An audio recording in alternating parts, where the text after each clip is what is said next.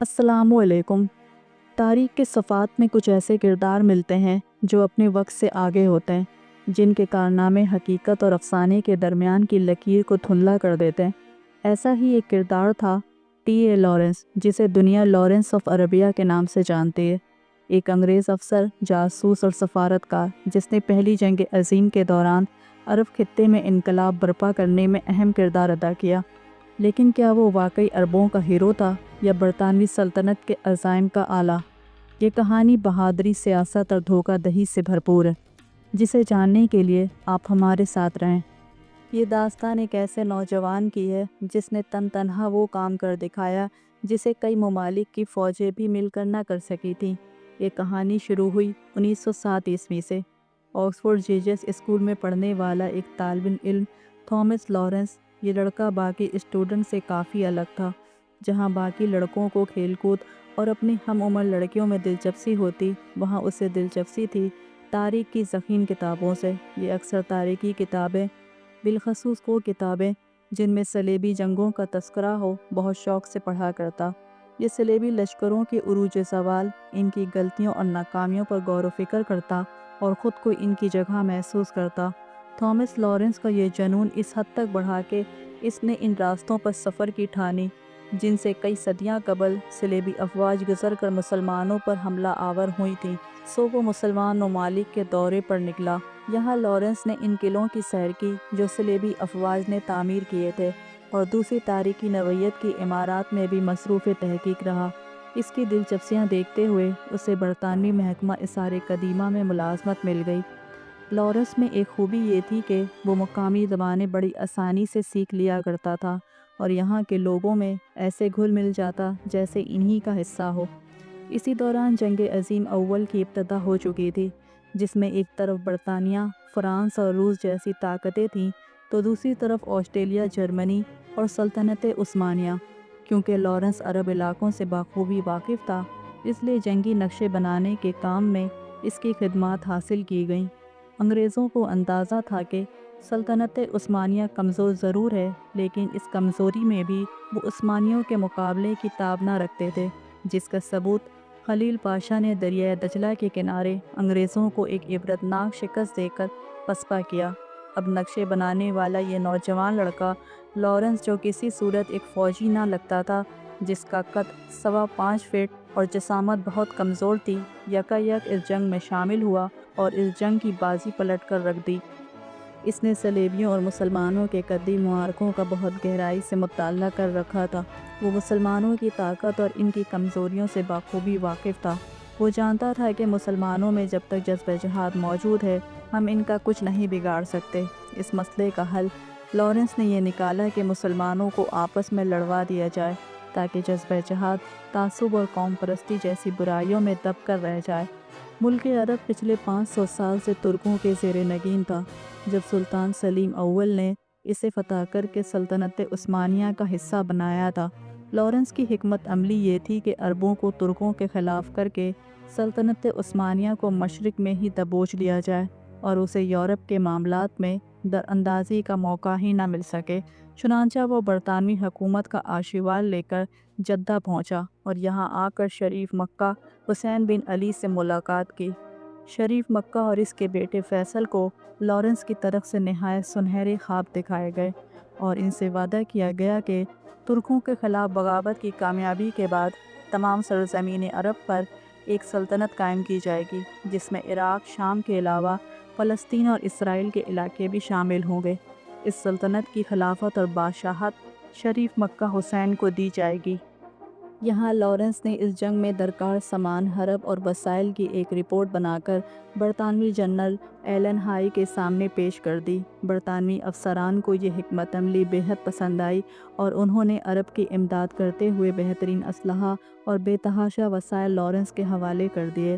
Lawrence عرب قبائل کو متحد کرنے کی خاطر خوب دولت نچھاور کرتا۔ جہاں دولت سے بات نہ بنتی، وہاں اس کے ساتھ نہایت حسین و جمیل جاسوس عورتیں بھی ہوتیں، جن کا استعمال یہ اپنے مقابل کو راغب کرنے کی خاطر بخوبی کیا کرتا۔ لیکن زیادہ تر عرب صرف اپنی آزادی کے نام پر اس بغاوت میں شریک ہوئے۔ اب لارنس نے عربوں کی چھوٹی چھوٹی فوجوں کے ہمراہ ترکوں کی چھاؤنیوں پر حملہ شروع کیے۔ اس کے علاوہ حجاج ریلوے لائن، جو عرب میں ترکوں کو سپلائی پہنچانے کا واحد ذریعہ تھی، لارنس نے جگہ جگہ سے تباہ کر دی۔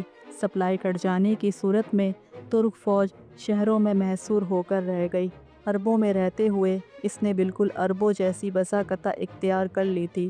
یہ عربی لباس پہنا کرتا، ان کے ساتھ نمازیں پڑھتا، جیسا کہ اسے بہت سی قرآنی آیات بھی حفظ تھیں، جنہیں بطور حوالہ یہ اکثر جگہ جگہ استعمال کیا کرتا۔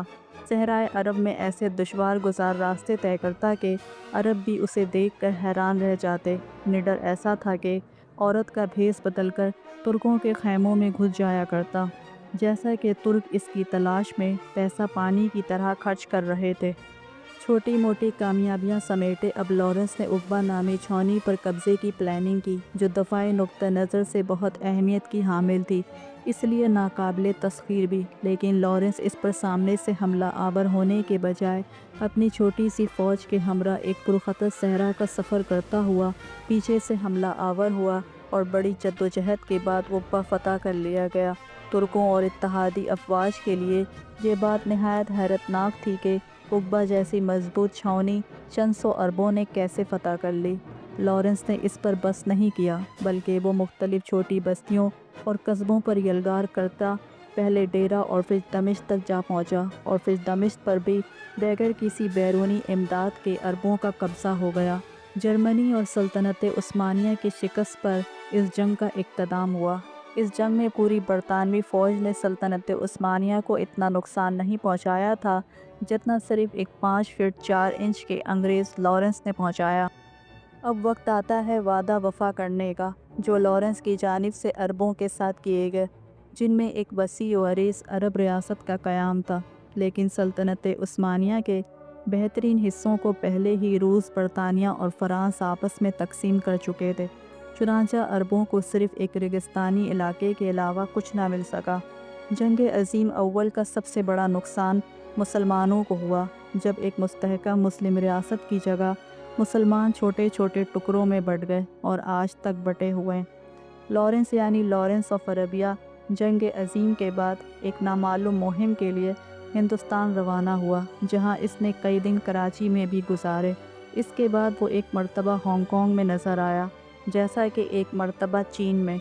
ملازمت سے فارغ ہونے کے بعد اس نے اپنی آپ بیتی پر مشتمل ایک کتاب دانش کے ساتھ ستون تحریر کی۔ وہ تیز رفتار موٹر سائیکل چلانے کا شوقین تھا، اور مئی 1935 میں یہی شوق اس کی جان لے گیا۔ لارنس کی مہم جوئیاں صرف عربوں تک محدود نہیں تھی، اس نے ہمارے خطے میں بھی بہت اہم کردار ادا کیا ہے۔ اس حقیقت سے بہت کم لوگ واقف ہیں۔ سن 1920 کی دہائی میں برطانیہ نے افغانستان کے بادشاہ امان اللہ کے خلاف سازشوں کے لیے اس ماہر خفیہ ایجنٹ کی خدمات حاصل کی، اس لیے کہ شاہ امان اللہ خان نے اپنے زمانے میں سوویت یونین سے دوستی کر رکھی تھی۔ یہ شخص افغانستان میں مغربی سوزش پیدا کرنے میں کامیاب ہوا، اور بالآخر امان اللہ ایک بغاوت کے نتیجے میں سن 1929 میں اقتدار سے بے دخل کر دیے گئے۔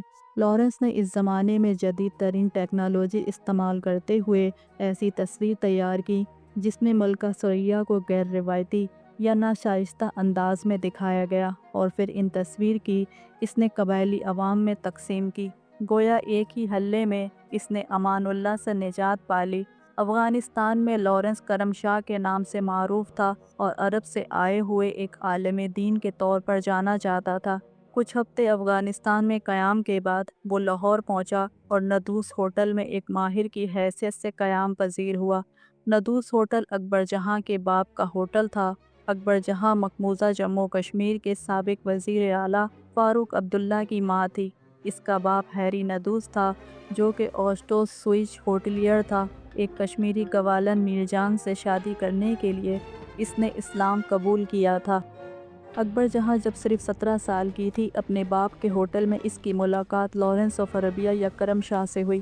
طارق علی کی کتاب کلیش آف فنڈامنٹلزم کے مطابق یہ معاشقہ شروع ہوا اور پھر حد سے تجاوز کر گیا، یہاں تک کہ اکبر جہاں کے باپ نے اصرار کیا کہ دونوں فوراً شادی کر لیں، اور انہوں نے شادی بھی کر لی۔ 3 ماہ بعد سن 1929 میں امان اللہ کو اقتدار سے بے دخل کر دیا گیا، اور اس کی جگہ پر ایک برطانیہ نواز حکمران کو تخت پر بیٹھا دیا گیا۔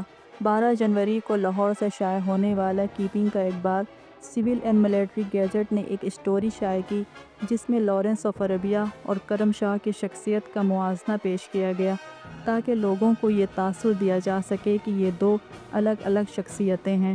طارق علی کی کتاب کے مطابق کئی ہفتوں بعد ایک کلکتہ کے اخبار لائبرٹی نے اپنی ایک رپورٹ میں یہ راز فاش کیا کہ کرم شاہ وہی برطانوی جاسوس ہیں جس کا نام لارنس آف عربیہ ہے، اور پھر اس اخبار نے افغان سرحد کے قریب وزیرستان کے علاقے میں اس کی سرگرمیوں کی تفصیلات فراہم کی۔